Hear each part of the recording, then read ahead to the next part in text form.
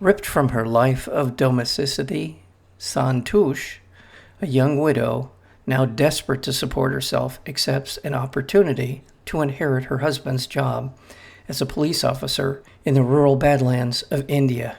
Quickly taken under the wing of Sharma, a charismatic and commanding older female inspector, Santosh begins an investigation into a low-caste girl's brutal murder that plunges her into the gritty world of crime and corruption. The film is called Santosh. We're joined today by the director, Sandhya Suri. Sandhya, thank you for being here. I want to start by congratulating you on the journey that Santosh has been on since its premiere at this year's Cannes Film Festival. In addition to that, it's won awards. It was recently added to the short list for consideration for this year's Oscars for Best International Feature. The film deals with a lot of different issues that are specific to India, but are also universal in the treatment of women, how women are seen in a male-dominated occupation. There's a lot here. What inspired the story behind Santosh? Well, the film does deal with a lot of issues, sort of embedded within the tapestry of the place in which it takes place. But actually, it was violence against women that was the starting point of actually a documentary project that I had at the time that I was researching while working with various NGOs in India. But I was finding it very difficult coming from documentary just to hold the camera up to that reality and just show it. I was trying to figure out a way to bring some understanding to it or to get inside the violence and sort of dissect it. And so I kind of put that project to rest. And then in 2012, we had this very horrific case in Delhi of the gang rape of the young student on the bus, which basically brought all the world's media attention to this story. And there was a photo which emerged from the protests, which really struck me when I saw it. And it was female protesters facing a single female police officer. And that police officer had such an interesting expression on her face that I became almost immediately like sure that she was my way in to tell the story because she had power and didn't have power. She was a victim, but also a potential perpetrator of violence. And I just knew then that, okay, documentary's out. I have to look at it from a fictional point of view and had to start on that whole journey. In terms of the way you just described the way in you saw the story unfolding, you've wrote it as well. So developing the character of Santosh Saini, what was the part of her character that you felt you needed to lean into the most in terms of developing her as a character? Well, I thought I already knew Santosh quite well because I had met women who had a sort of, particularly one woman I'd met in my many, years working and traveling around India. I had sort of met women like her, women who you look at their situation from the outside and think, oh, God, that's, kind of nowhere to go. And then you see the sort of quiet ambition and ability to maneuver and to play chess with the cards that have been dealt to them. And I always knew you should be a bit more like that rather than, a very passive, totally wide-eyed housewife who walks into this new world of policing. So in some ways, of course, everything is new to her, and she is very much our guide into the story and into this world. Like we are with her all the time. But I also love the idea that there is a sort of ambition about her, and that maybe by the time you get to the end of the film, you understand that her husband was a cop who is is written in the film that it was a cop with a lot of integrity. And I always found it interesting the idea to question, okay, what happens if she has a little less than him, or a bit more ambition, or is a bit more willing to compromise than he ever was, even though she was a housewife to begin with. When you put her in this world, interesting sides of her come out. My interpretation of her character was from the very first scene in the film, we see her sort of challenging, first in grief over what has happened to her husband, and then sort of challenging her the outcome, like where she will be now that he is gone. I thought in that first scene with her talking to the administrator, I felt like you could see the backbone in her. And then, and in terms of sort of adapting to this, I won't call it a loophole in the way that things work, but an opportunity for her to become a policeman. I thought, yes, I didn't think she was as compromised so much as this was an opportunity for her to be able to survive. Survival seemed to be, to me, more important to her moving forward and going along with things that she wasn't comfortable with, at least part of that. And I don't think that's necessarily a moral compromise as much as you described it. The social setting for that she lives in is so bereft of opportunities and ways in which you can navigate that are so limited. I saw it more as just this is her way to survive. Is that a fair way to? Well, I would go one step further and say sh survival isn't quite enough. Like she could survive in her own parental home, even if her in-laws don't want her, you know. No one's going to tell her she can't live there. Right. But this sort of life that's offered as a result of that, you know, staying somewhere there's not much space, where she's got no real, for me, the idea of accepting the job was also about a hunger, you know, oh, I can earn. Okay.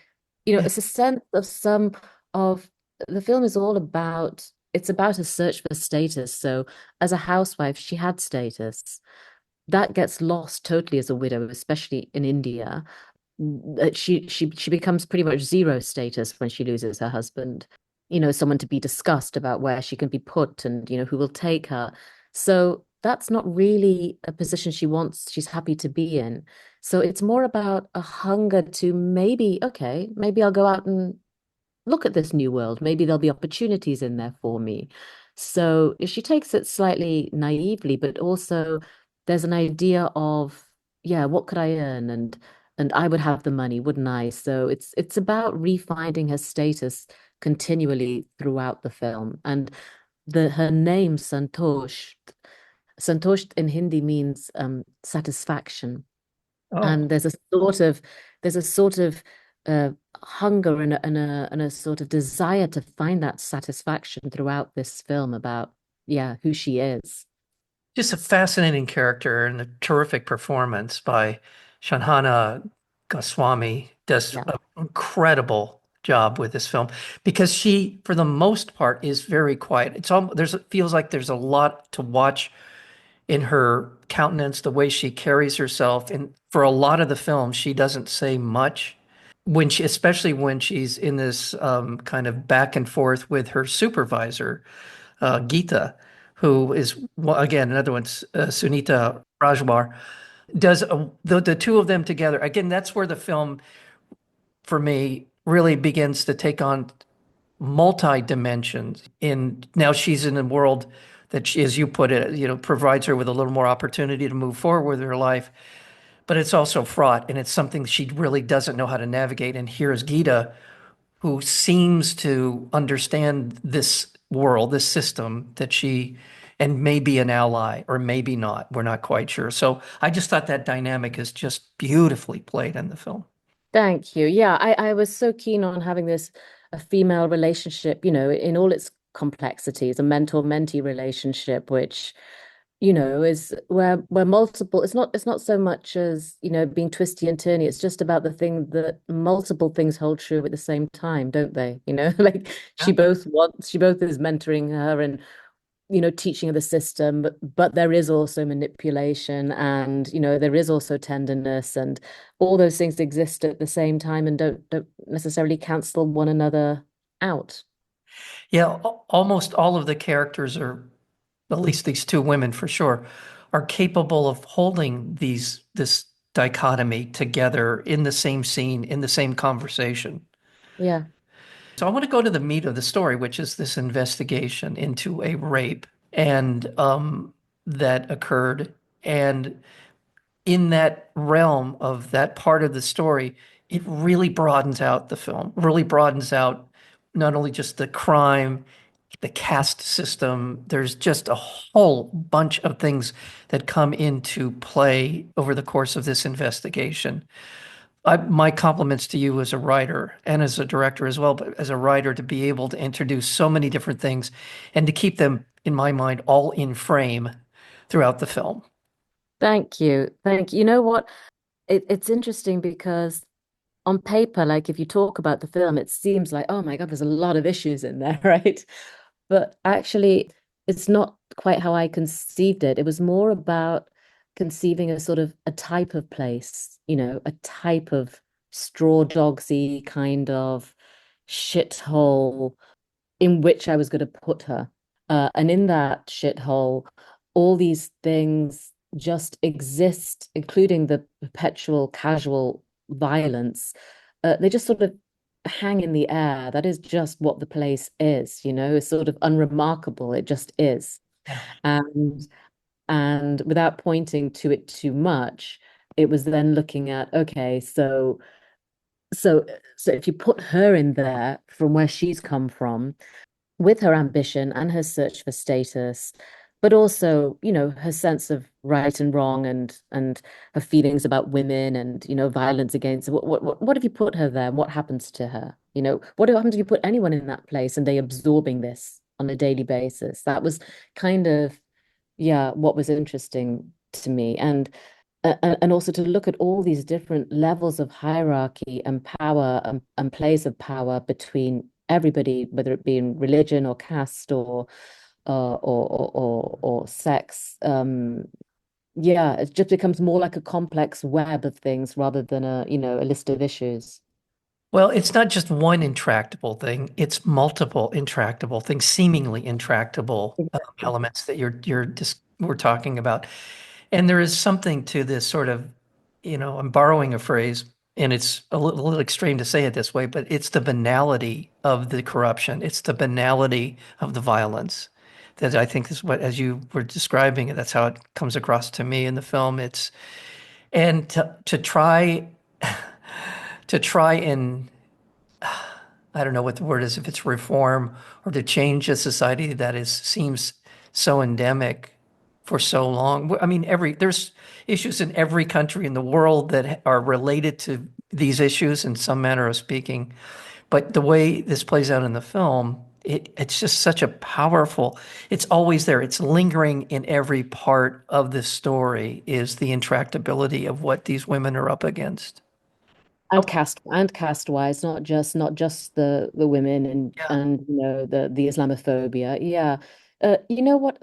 Even in terms of corruption, an impunity, it's a fact that these things are a little bit more visible in the landscape of my film. We all know they exist everywhere, and impunity is uh exists everywhere, as well as corruption. It's just the visibility of these things in India and in this particular place that I've brought to the fore.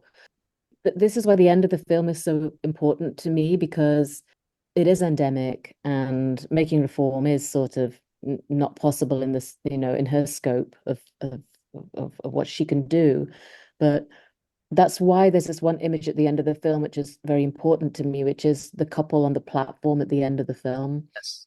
And for me, that is in the midst of all this horror, and especially in terms of relations between men and women, I wanted one pure sort of resplendent image of the innocence of love Yeah. and the beauty of that before it is touched by all the grime around it and all the horror and the violence.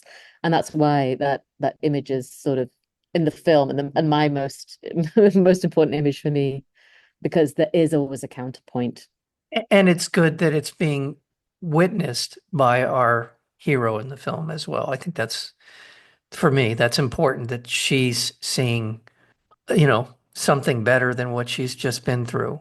And she understands, apparently she loved her husband, respected him. As you said, he was a respected police officer. So to sort of help in some maybe small way restore some part of her to that point, to that perspective, I think was really a nice touch in the film. Thank you. Yeah, I mean, it's also, it's sort of an homage to the dead youths Yeah, and to her relationship with her husband. yeah.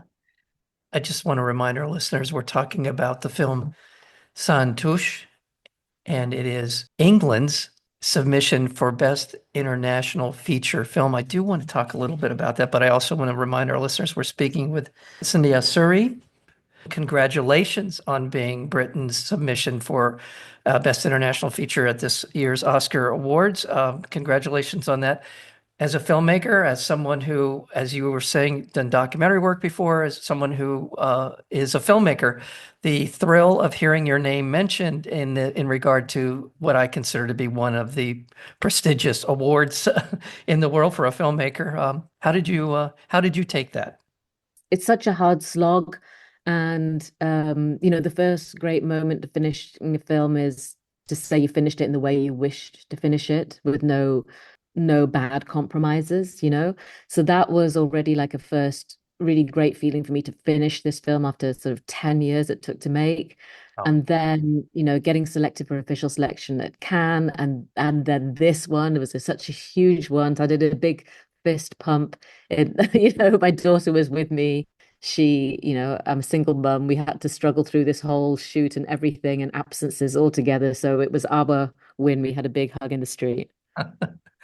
Well, congratulations. It won for Best Screenplay at Seville European Film Festival, Jerusalem Film Festival, also won for Best International Cinema Award, Best International Debut, and also at Cannes it was nominated for Uncertain Regard. I never know how to say that. Is it Yeah, Uncertain? that's right.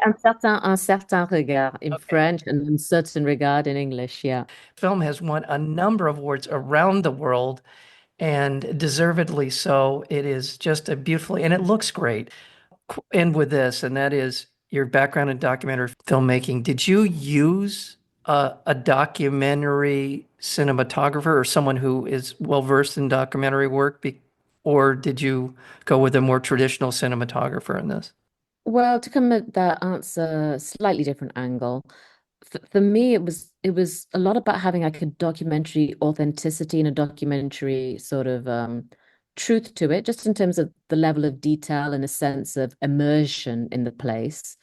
But that didn't necessarily mean for me like a shaky, camera.